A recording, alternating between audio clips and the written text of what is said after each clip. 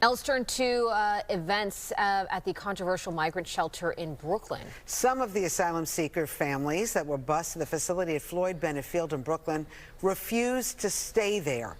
Instead, they got right back on the bus. Joining us right now with more on the migrant crisis in Queens is Councilwoman Joann Ariola. Nice to have you back, Councilwoman. Thank you to be back. How did these people who just came to our country, city, moments ago, all of a sudden has such strong opinions about Floyd Bennett Field get back on the bus? The first migrants who arrived at Floyd Bennett Field were not first arrivals, and that's something that was a difference in the population that we as elected officials were told were going to arrive there. They had already been at hotels. They already had children enrolled in school since September. So when they arrived at such a remote area as Floyd Bennett Field, they were shocked to see the condition. They were shocked to see that it was semi-congregate living, that it was no longer a hotel room, that there was not transportation provided for their child to get back and forth to school.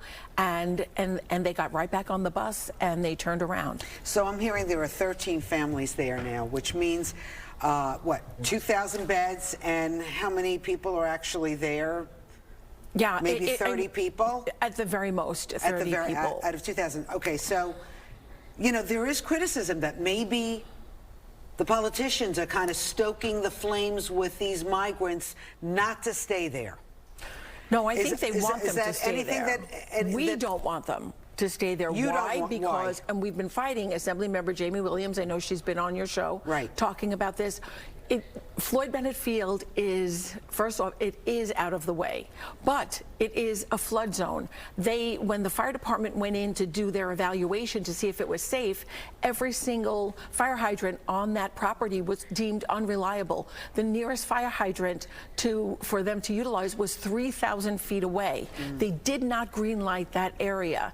And then the fire department was told, it's really not, we don't need your green light because this is a federal property. But there is transportation for the families to get their kids to school and to get off property, right? So there is a bus that takes families.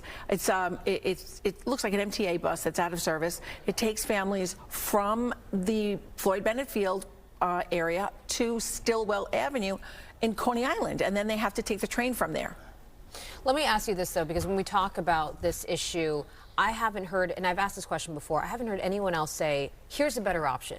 What about this instead? It's always, let's just demonize the plan that was put out, but what are the other options? So the other options that we've put forth is the Park Slope Armory, which has room for a lot of migrants to go in there. But when I made that suggestion, I was told that there are a couple of preschool programs there, and they didn't want to disrupt those preschool programs. Certainly it would be a lot more fiscally beneficial to move 2 or 3 programs than to have to build an entire, it looks like an army base.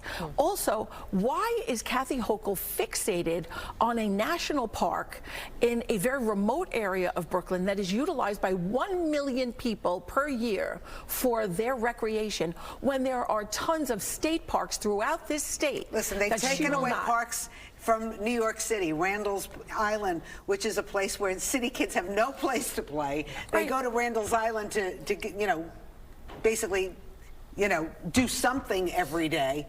They've taken that away. Yes. But what about the rest of the state? Why is Kathy Hochul only putting the burden of the responsibility of the migrants on the city of New York and nothing past Westchester? How many migrant families are there right now? We're hearing there are 13 families. We don't know what the composition of those families are. And this can hold up to 2,000 individuals. Okay, so it's barely being used right now. At what point do you tear this down after you pumped in so many millions of dollars into building what Floyd Bennett Field is for the migrants? Right, it's $22 million per year for the rent. Wow. That doesn't take into consideration the personnel that's there, the food that's being provided, and also the fact that they have to do improvements to Floyd Bennett Field that before they leave, like redo the runways, redo the visitor center, the broken down hangars. This is a taxpayer's money pit. I was going to say, and because of that money pit, we're also seeing, you know, money being pulled away from the budget in terms of school safety agent training, which was canceled. The mayor saying that that is going to be taken away. What's going on with that now? That's going to be taken away, and if there's anything we need school safety agents in our schools, because there's so much of an uptick in crime within our schools. We're going to see it taken away from our police department, our first responders, our fire department, our EMS, our DSNY. There isn't enough money to go around. We're looking at the very least a 15% cut in our essential services in the next year, because we have to give $12 billion to this migrant crisis. Can we talk about the mayor a second? Because yesterday he gave a press conference talking about the FBI investigation. He said he's done nothing wrong. He talked about basically, helping the Turkish consulate was what every, elected official does for their constituents. What's your take on this? Is this a distraction in kind of, keeping the city together? It's a tremendous distraction. It has to be for the administration, for anyone involved in this, and for us as legislators, because at this point we're trying to do what we need to do and meet with the mayor on different issues, whether it's funding coming up in the new cycle or funding that needed to come through budget mods and things like that. And that's not where everyone's focused. Although they're saying we're moving forward, everybody is talking about this particular issue. Does your gut tell you this investigation is political? I'm not sure. I'm not sure if it's political or not. I'm watching it unfold the same way you are every day in the newspapers and on television. But what you're not seeing him do is being critical about this administration not getting enough money for the migrants and dealing with the issue now that he is under this investigation.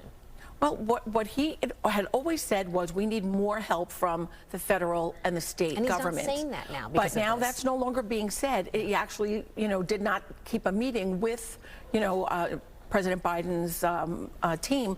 But no matter how much money we get from the federal government or the state government, if we do not stop the flow of migrants into our country and into our city and start to divert buses elsewhere, then it is just pouring water in a bucket that has a hole in it. So you think we should start divert?